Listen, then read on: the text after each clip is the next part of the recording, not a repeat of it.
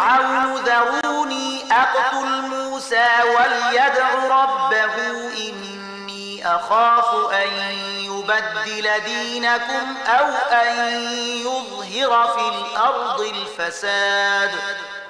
یوه ورځ فرعون خپلو درباریانو ته وویل ما پرېږدئ زه موسی وژنم او دی د خپل پروردګار ته غږ کړي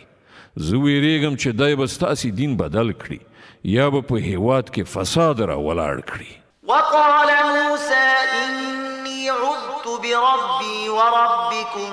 من كل متكبر لا يؤمن بيوم الحساب.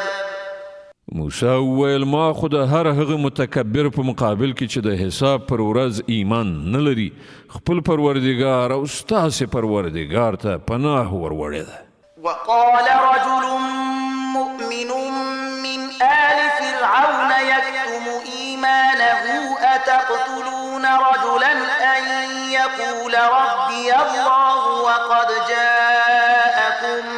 بالبينات من ربكم وإن يك كاذبا فعليه كذبه وإن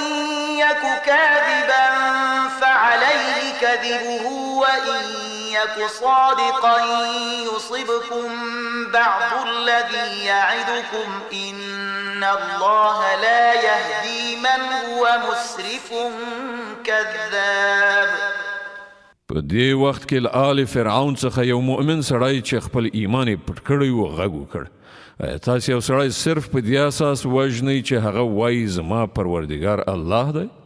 په داسې حال کې چې هغه ستاسې د پروردګار لخوا تاسې ته له معجزو سره راغلی که هغه دروغجن وي نو د هغه دروغ به پخپله پر همغه ور واوړي خو که هغه ریښتونی وي نو د کومو هولناکو نتیجو نه چې هغه تاسې ویروي له هغو نه خو به یو څه پر تاسې ارومرو راشي. الله داسې یو چاته هدایت نه کوي چې له حده تیریدونکی او ډیر دروغجن وي. يا قوم لكم الملك اليوم ظاهرين في الأرض فمن ينصرنا من بأس الله إن جاءنا قال فرعون ما أريكم إلا ما أرى وما أهديكم إلا سبيل الرشاد. ای زما قومه نن له تاسې سره پاچاهي ده او په ځمکه کې تاسې برلاسي خو که د خدای عذاب پر موږ راغی نو بیا څوک دی چې له موږ سره مرسته وکړای شي.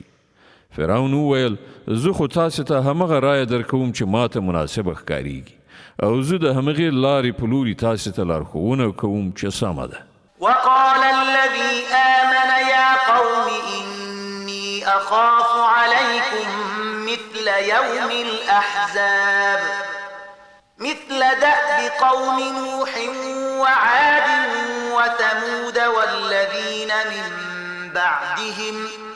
وما الله يريد ظلما للعباد. هغه سړي چې ایمان یې راوړی ویې ویل ای زما قومه زه ویریږم چې نه چیرته پر تاسې هغه ورځ راسي چې له دې نه مخکې په ډیرو ډلو باندې راغلې ده لکه څنګه ورځ چې د نوح پر قوم او عادیانو او سمودیانو او له هغو نه وروسته قومونو باندې راغلې وه او حقیقت دا دی چې الله پر خپلو بندګانو د ظلم هیڅ اراده نه لري. ويا قوم إني أخاف عليكم يوم التناد يوم تولون مدبرين ما لكم من الله من عاصم ومن يضلل الله فما له من هاد. ای قومه زه ویریږم چې نه چیرته پر تاسې د فریاد او سرټکونې ورځ راشي هغه وخت چې تاسې یو بل ته غږ وکړئ او په تیښته وګرځئ مګر په هغه وخت کې به له الله نه څوک ژغورونکی نه وي.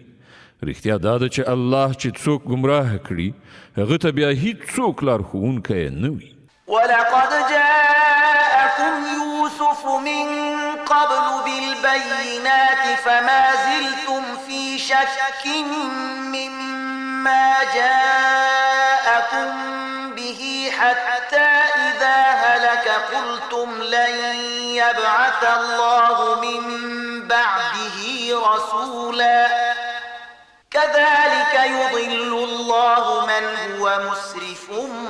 مرتاب. لدین مخکې یوسف تاسې ته له بیناتو یعنې معجزو سره راغلی و خو تاسې د هغه د راوړې لارښوونې لخوا په شک کې وغورځېدلی بیا کله چې هغه وفات شو نو تاسې وویل اوس به الله هیڅکله کوم پیغمبر ونه لیږي په همدې ډول الله ټوله هغه کسان په ګمراهۍ کې اچوي چې له حده تېرېدونکي او شکي وي